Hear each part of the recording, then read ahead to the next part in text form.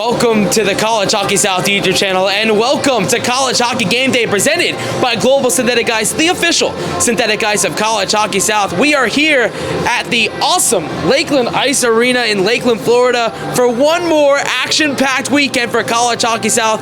I'm Gabe Glassman alongside Mason Phelps. And Mason, we are here at the end of the season. One more tournament. It's the Division III playoff, and everyone, 8 teams, competing for the second Pick Sweet Cup. Mason, how are you feeling right now? I am excited, man. The energy in the stadium is already electric. I can tell that it's going to be a packed house today, and so I am looking forward to see all the action showdown and see who lifts that trophy at the end of the weekend. No, this is just an awesome barn. We were talking with Paul earlier. You may have seen our website article earlier this week about this arena, but we got here today and we talked to Paul. You can see on your screen right now what the arena looks like, all the stuff. But Paul came in a few years ago, and there's all this ice over here used to be 42 bowling lanes, believe it or not. Paul came in here, and with a bowling lane you may find some bowling balls. Paul only found 2, and engraved in those bowling balls there's a bowling ball that says Paul and another one that says Son.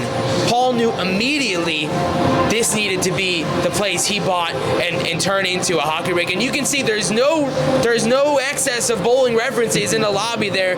We love to recycle here. All the bowling lanes, the tables there. It's so awesome to see, and it's a great story too. It's crazy. I mean, all over the walls, the ceiling. I mean, you walk in the door, and it feels like there's a mix of sports here. And so it's nice to see the culture almost be passed down and recycled. And it's a great place to be in. It's just, man, it felt like this place was meant to be both. And so I like seeing it go through its life cycle. I'd go on record and say this is one of the nicest barns in the state of Florida. What do you think? Absolutely.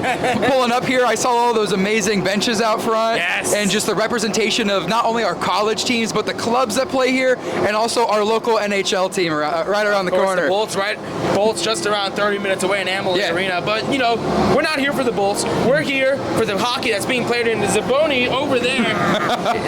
getting ready, because we have a great weekend for you. 8 teams.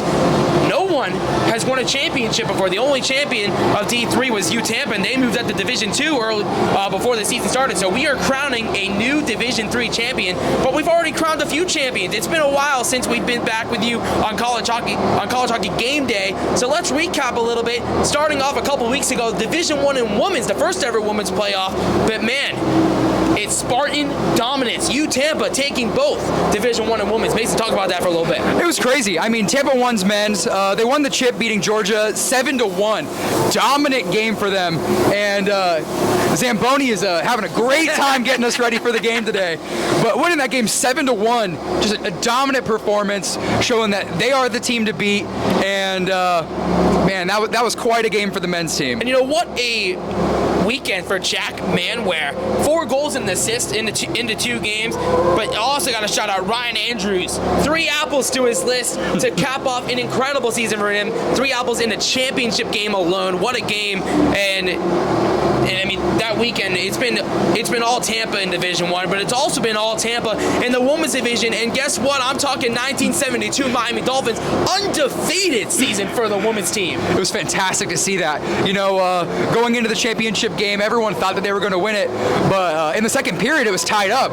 We didn't know what was going to happen, and so it was pretty cool to see them pull it through, and they ended up winning that game and finishing their perfect season 4-3 in the championship game.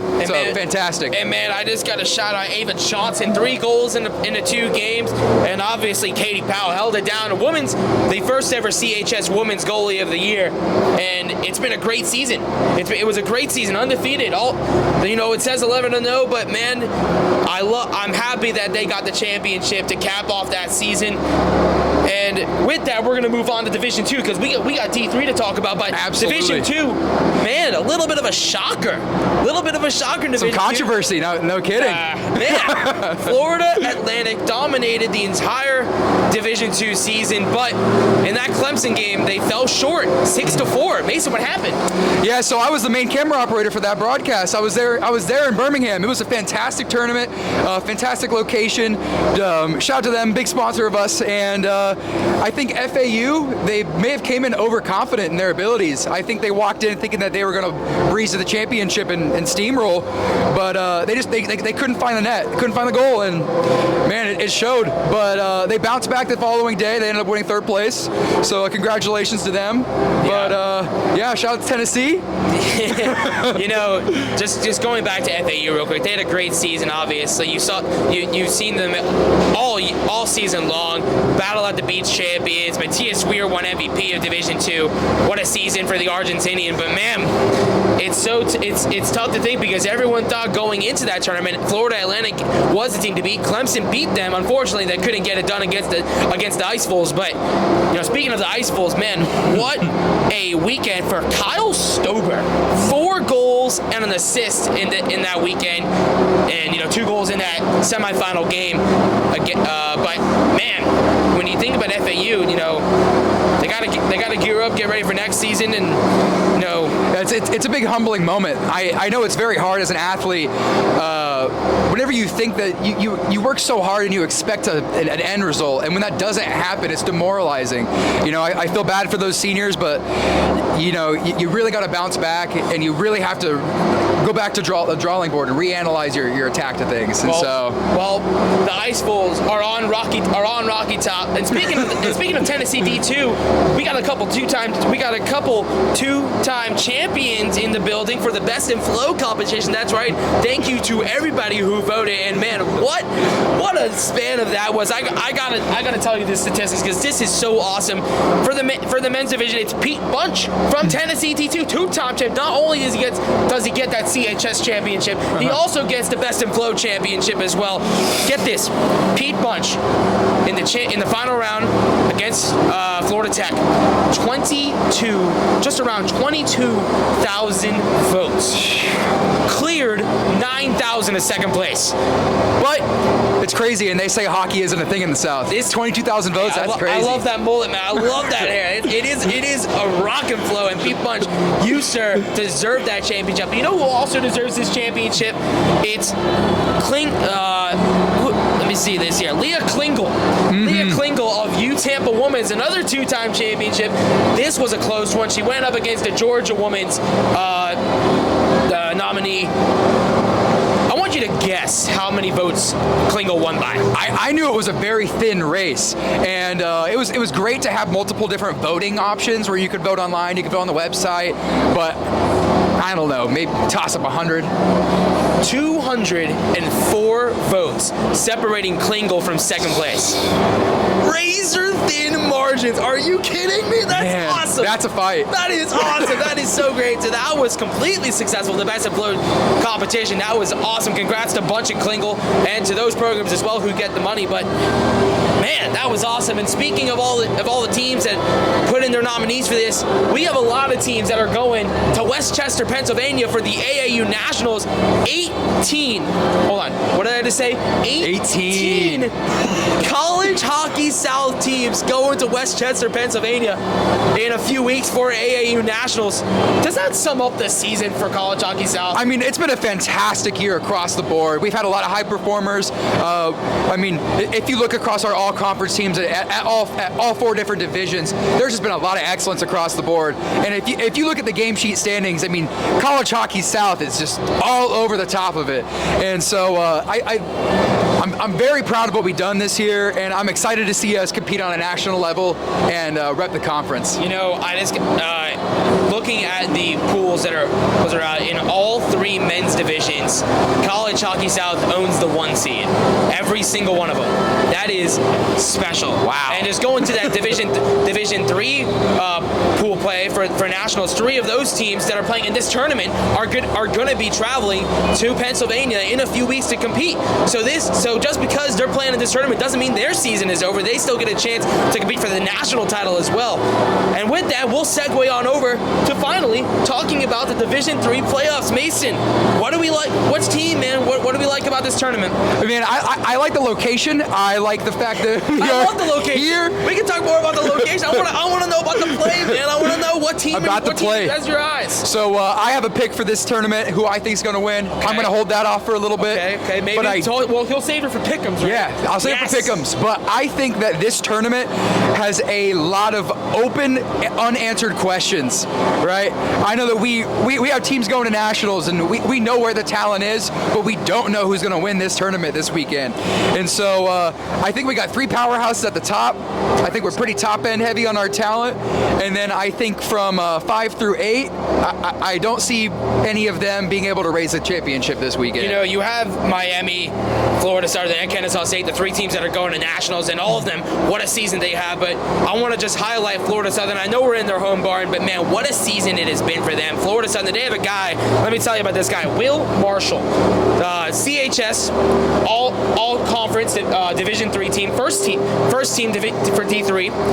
This guy, 34 goals, 38 assists in 18 games, 68 points. That's 3 points. Just for the statistics nerds at home, 3.78 points per game. That's a machine. Is that better than Gretzky? I mean, how hard is that to do in any level of college? I mean, even any level of hockey, that's professional crazy. sports, that's awesome. Yeah, you don't see that. And so I think Florida Southern's offense is going to be absolutely just steamrolling through this tournament this weekend. But man, yeah, that's insane. It's so awesome. And that deserves to be talked about. For sure. And you know, they also have another guy.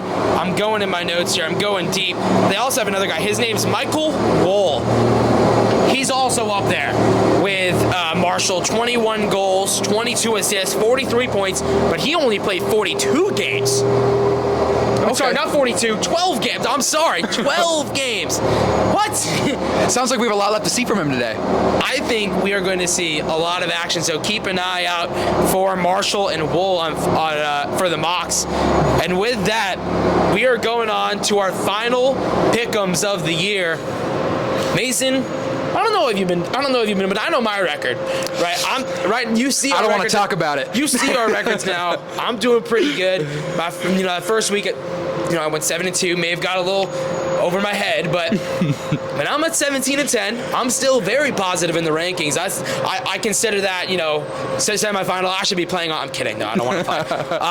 But we're gonna go on. We're gonna pick all the games for today, and we're also gonna talk about who do we think winning the tournament. So Mason, we'll start with you for the first game. It is the very highly anticipated matchup. Alabama versus Tennessee. That's the right. 4 seed versus the 5 seed at 1 o'clock. So that's coming up in a little bit right after this. So, I'm going to get straight to it. I'm taking Alabama.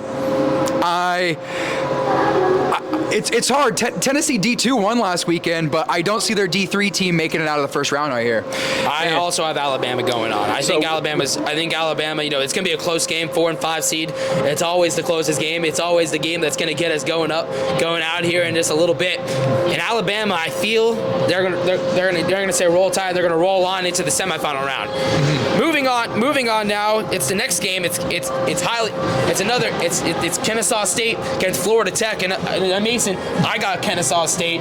They've had a great season, an underlooked season because they kind of been covered by the talent of Florida Southern and Miami. But this team, they're 8-1-1-1 in college hockey South play.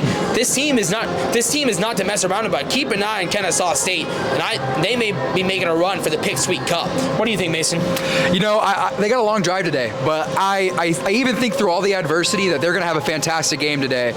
I mean, they have a slower offensive scoring approach this season. That's across all AAU games. But I'm thinking Adrian Pape, the 6'4" defenseman out of Woodstock, Georgia. I think he's going to hunker that defense, and I think even though they got to travel far today and it's going to be a hard game for them today, I see them locking it down and making it to the next round. All right, Adrian Pape, keep a lookout for him. Up next, in my opinion, it's going to be a very goal-heavy game from one side. Unfortunately, it's Florida Southern, the Florida Southern Mocs against Florida State Seminoles. And Mason, what do you got for that? So I believe this is our game of the day.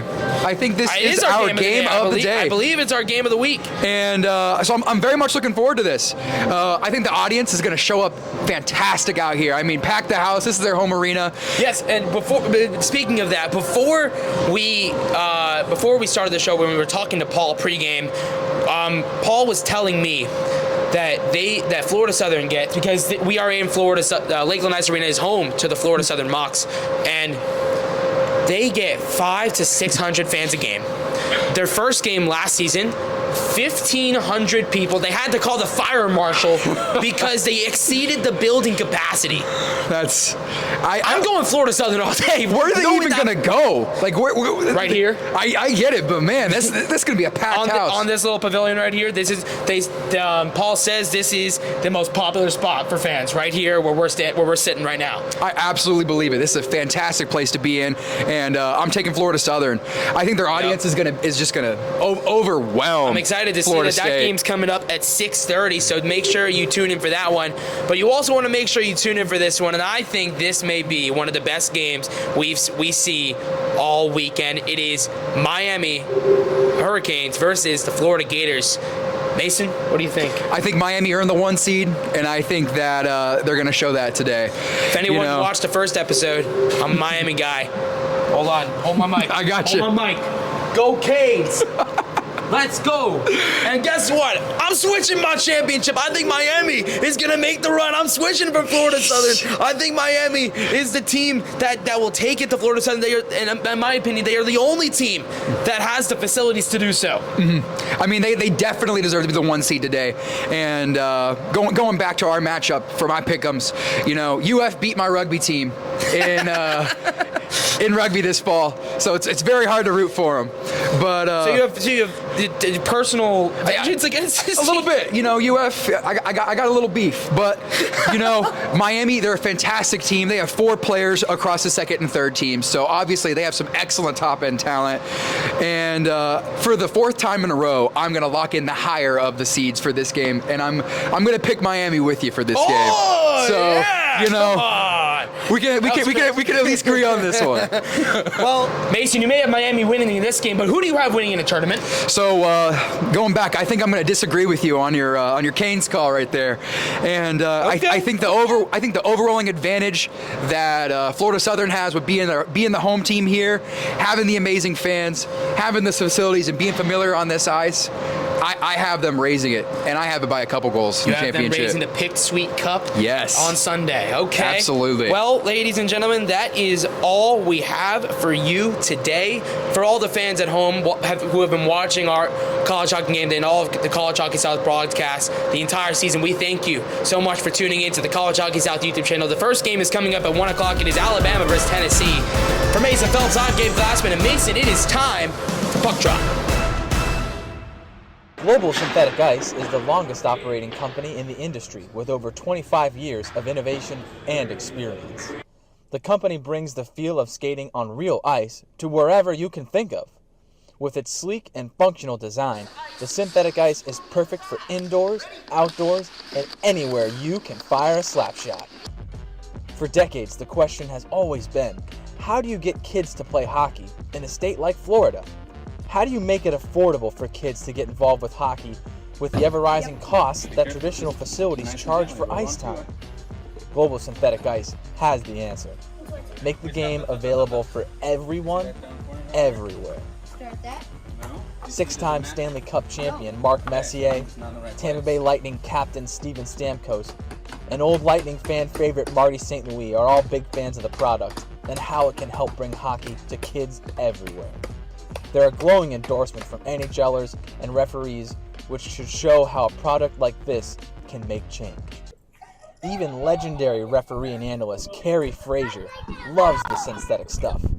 He says, "Oh my gosh, it's just like real ice." Global Synthetic Ice has helped grow the game through innovation and enables more youth participation and skill development. Thanks again to Global Synthetic Ice for sponsoring our Battle of the Beach tournament. Here's to a great weekend. I gotta tell you, I'm really pretty nervous. This is the first time that I've stepped on global synthetic ice. I hear that it's the same as real ice, but I feel like Bambi stepping on the legs for the first time.